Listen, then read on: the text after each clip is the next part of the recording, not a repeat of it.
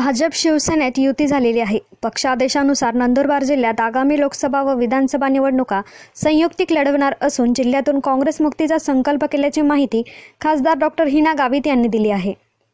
लोकसभा निवडणुकीच्या पार्श्वभूमीवर भारतीय जनता पार्टी व शिवसेनेच्या जिल्ह्यातील पदाधिकाऱ्यांची बैठक नंदुरबारात घेण्यात आली। त्यानंतर संयुक्त पत्रकार परिषद झाली। त्यावेळी खासदार डॉक्टर हिना गावित बोलत होत्या। त्या म्हणाल्या, आगामी निवडणुका भाजप व शिवसेना एकत्रितरित्या लढवणार आहेत।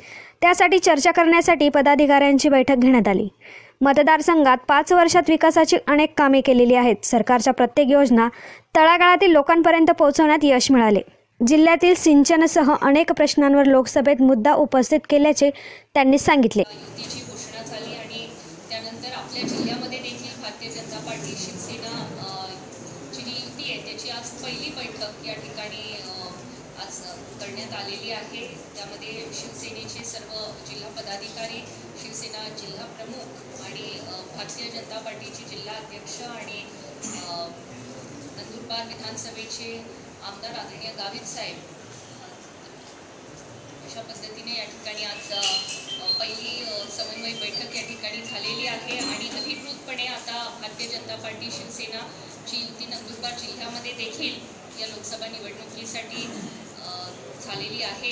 तर त्याची आज ही बैठक आम्ही घेतो। पुढच्या निवडणुकांमध्ये जसं विधानसभेचं देखील युती झालेली आहे, तर या पुढच्या काळात देखील भारतीय जनता पार्टी शिवसेना युती ही अशाच प्रकारे एकत्रितपणे या जिल्ह्यामध्ये काम करणार। तर कार्यकर्त्यांचं आता वेगवेगळ्या निवडणुका आपल्या जिल्ह्याच्या मागच्या काळात झाल्या, त्यामध्ये समोरासमोर बऱ्याच निवडणुका लढलो भारतीय जनता पार्टी शिवसेना।